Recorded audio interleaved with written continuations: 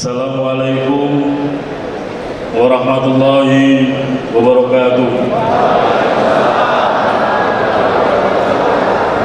Selamat sore dan salam sejahtera untuk kita sekalian. Yang saya hormati para anggota KPU hadir lengkap di sini, Mas Muhammad Afifuddin, Mas Sidarto Sudrajat, Mbak Betty Eksilo Tudrus, Mas Idam Malik, Mas Agus Melas, Mas Farsadan Harahap. Yang saya hormati Sekjen KPU, Mas Bernard Firmawan Sutrisno.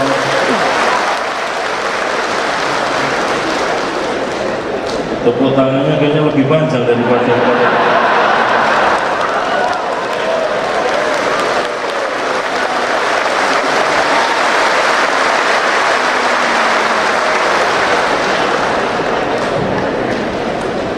Hormati Bapak Ibu dan sekalian pimpinan di Kesekjenan KPU, yang saya hormati sahabat-sahabat saya, para ketua dan anggota KPU provinsi se-Indonesia,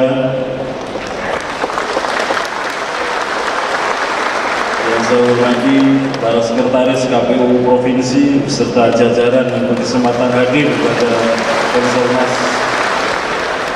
Yang saya hormati sahabat-sahabat saya, para ketua, anggota KPU Kabupaten Kota,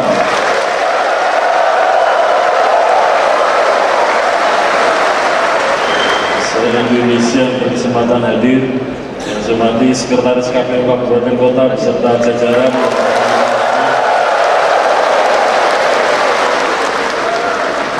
Ini kayaknya ada kesalahan penempatan duduk di Pak. Ini soalnya tim pasangan calon, ini sudah pasangan calon loh. Saingan tepuk tangan. Pertama-tama adalah kita memanjatkan puji syukur kepada Allah SWT, Tuhan yang Maha Kuasa, yang senantiasa melimpahkan rahmat dan nikmat kepada kita sekalian, terutama nikmat berupa sehat walafiat. Biqauli alhamdulillahirabbil alamin. Bapak Ibu saudara sekalian, sebelum saya berpanjang kata dengan membaca Bismillahirrahmanirrahim, maka konsolidasi nasional KPU bersama dengan KPU provinsi dan KPU Kabupaten Kota se-Indonesia dinyatakan dibuka.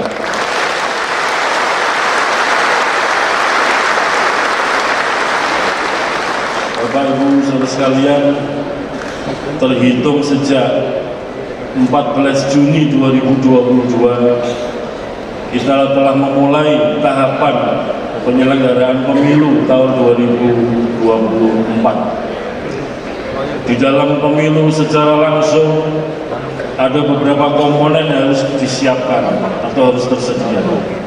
Yang pertama adalah peserta pemilu, baik itu peserta pemilu partai politik, peserta pemilu perseorangan calon anggota DPD, dan peserta pemilu pasangan calon presiden, wakil presiden untuk pemilu presiden.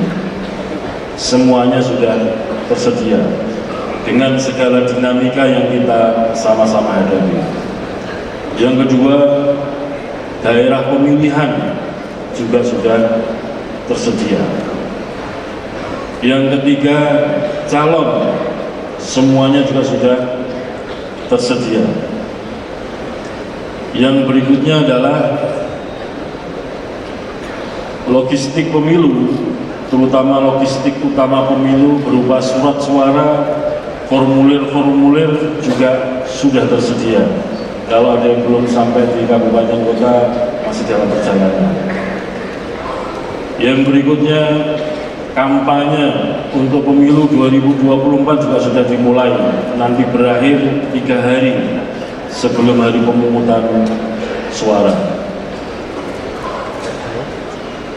Pemungutan penghitungan suara sebagai puncak dari kegiatan kepemiluan kita terhitung sejak hari ini berapa hari?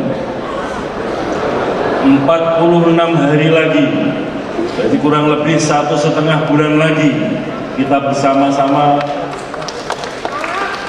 akan menyelenggarakan puncak dari kegiatan pemilu, yaitu pemungutan penghitungan suara di TPS pada hari Rabu tanggal 14 Februari tahun 2024. Yang tidak kalah pentingnya adalah penyelenggara pemilu juga sudah tersedia sampai dengan di tingkat KPPS. Rekrutmen juga sudah selesai, tinggal nanti menunggu berbagai macam penelitian, verifikasi, dan nanti kita lantik bersama-sama dan kita bintek bersama-sama.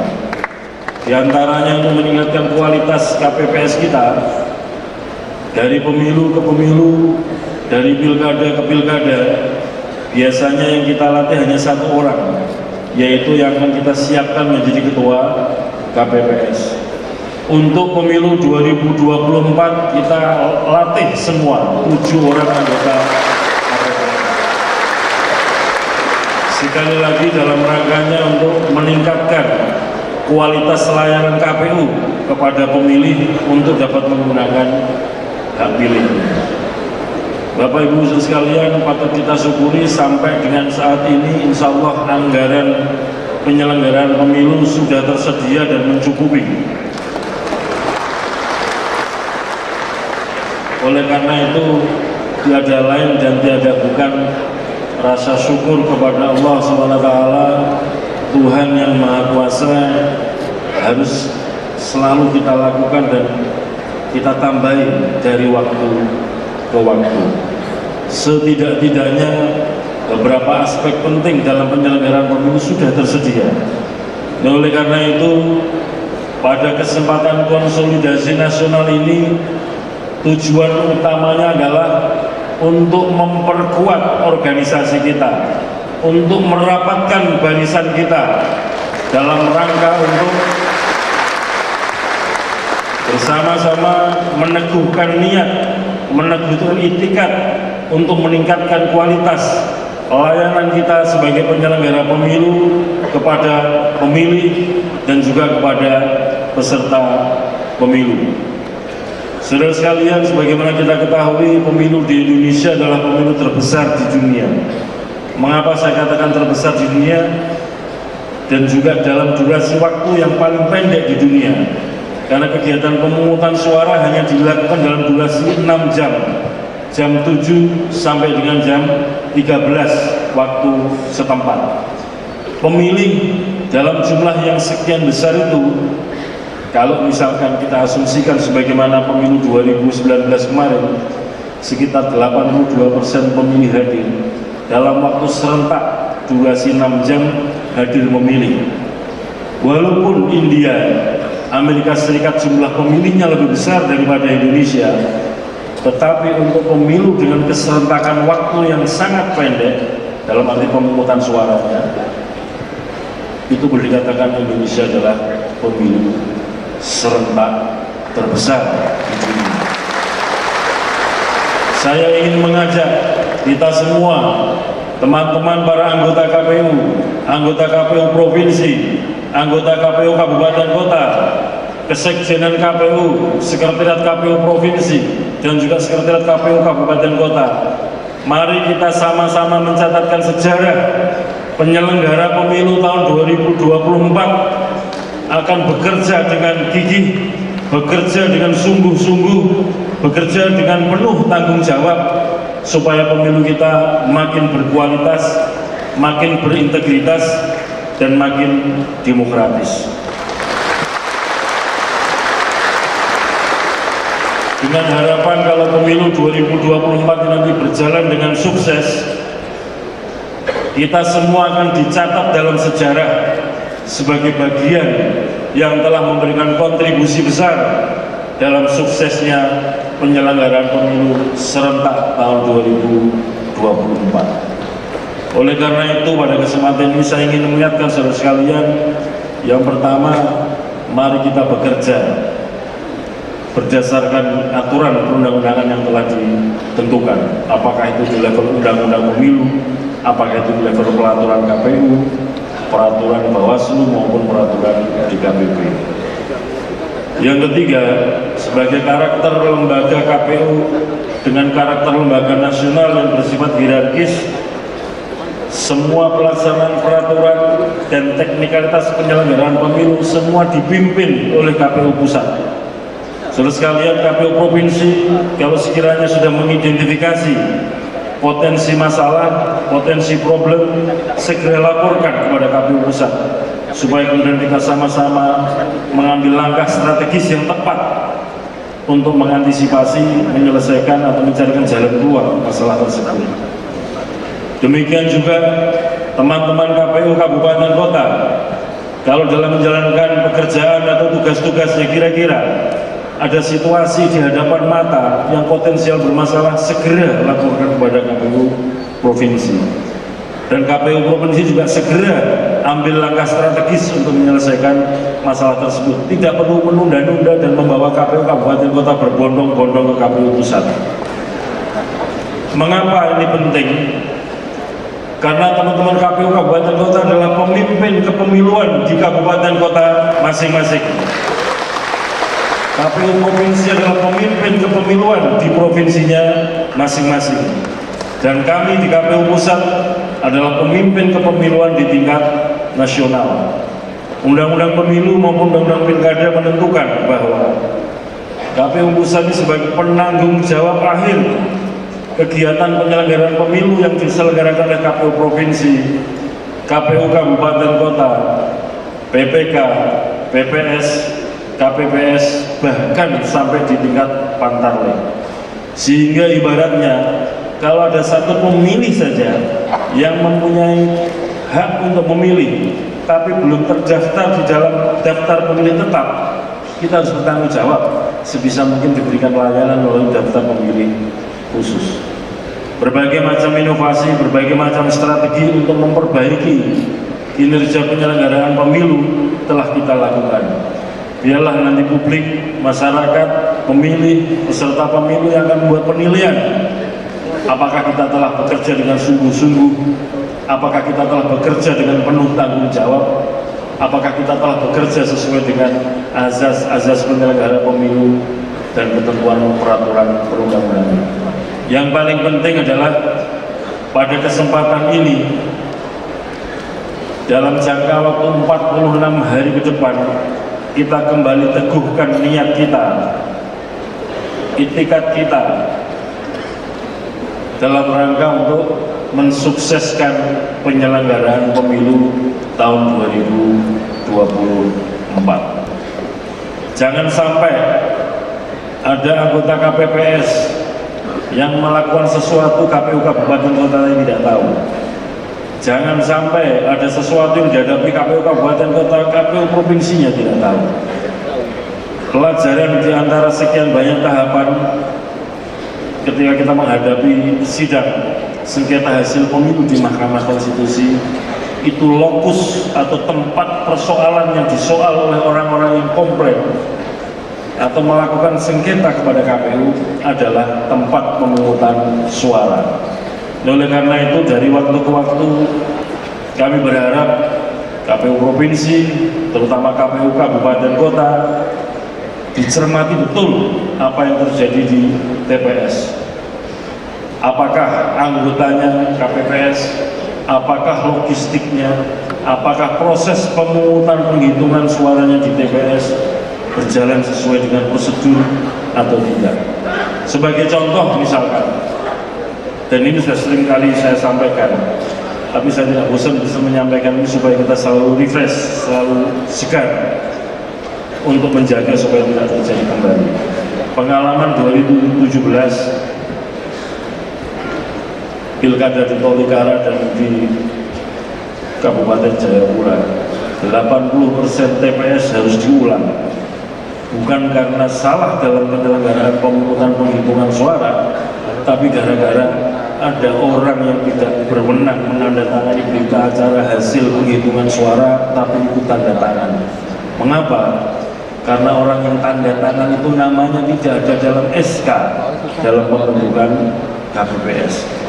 Nah, oleh karena itu PPS yang diberikan wewenang membentuk KPPS atas nama KPU kabupaten kota maka KPU kabupaten kota harus bertanggung jawab penuh, harus mampu melakukan usaha untuk mengontrol, mengendalikan proses-proses rekrutmen KPPS dan juga mengawal, mengendalikan proses pemungutan penghitungan suara di TPS. Harus dipastikan orang yang bertugas saat itu adalah orang yang namanya ada di dalam SK pembentukan KPPS. Jangan sampai teledor, dan kita harus cermat, hati-hati, dan saling mengingatkan di antara kita sesama anggota KPU pusat, sesama anggota KPU provinsi, dan juga sesama anggota KPU kabupaten kota. Jadi pada kesempatan yang baik ini, yang berbahagia ini, konsolidasi nasional KPU paling utama adalah bagaimana kita mampu dan menggunakan kesempatan menyelenggarakan pemilu secara solid, secara terorganisir, termanage dengan baik, komunikasi, koordinasi di antara kita berjalan dengan baik, sehingga kemudian apa yang telah kita rencanakan bersama-sama dapat kita laksanakan dan dapat kita wujudkan nanti pada hari pemungutan suara Rabu 14 Februari tahun 2024. Pada kesempatan nanti semua anggota KPU beserta Pak Sekjen akan memberikan pengarahan menuju 46 hari pemungutan suara di TPS. Kiranya demikian, dengan iringan doa, semoga kita senantiasa diberikan kesehatan, semoga kita senantiasa diberikan kekuatan, semoga kita senantiasa diberikan kesabaran dalam menjalankan pemilu. Kita doakan semoga saudara-saudara kita yang sedang sakit segera disembuhkan, saudara-saudara kita yang sedang mengalami kemalangan segera diberikan kemudahan. Semoga yang kita kerjakan ini semua selamat di dunia dan di akhirat. Dan dalam akhir dari tugas kita nanti dalam menyelenggarakan pemilu, kita diberikan husnul khotimah. Semoga apa yang kita kerjakan mendapatkan ridho dan mendapatkan rahmat dari Allah SWT, Tuhan yang Maha Kuasa. Mari kita sejenak menundukkan kepala, berdoa sesuai dengan agama dan keyakinan kita masing-masing. Ridhoillah syafa'ati Rasulullah wa ala kulli sholihah bi barakati al-Fatihah.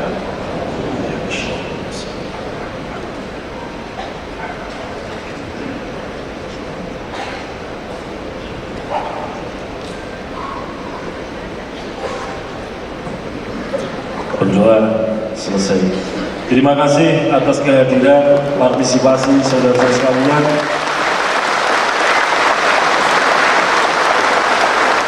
Sekiranya ada kekurangan dalam layanan kami KPU Pusat kepada teman-teman KPU Provinsi, Kabupaten Kota, mohon maaf sebesar-besarnya. Dan kami berharap karena esok hari Sabtu tanggal 30 Desember 2023, insya Allah Presiden Republik Indonesia berkenan hadir dalam acara konsolidasi nasional KPU. Kami berharap teman-teman sekalian besok bisa hadir tepat waktu, lebih awal, dan tidak ada nongkrong-nongkrong di luar. Apalagi merokok di tempat yang jelas-jelas ada tulisannya dilarang merokok. Nah, ini menunjukkan kedisiplinan kita, ketaatan kita pada aturan, dan juga untuk menunjukkan bahwa organisasi kita ini solid dalam satu komando, dalam satu arahan, bisa terorganisir dengan baik. Walakum minkum, wassalamualaikum warahmatullahi wabarakatuh.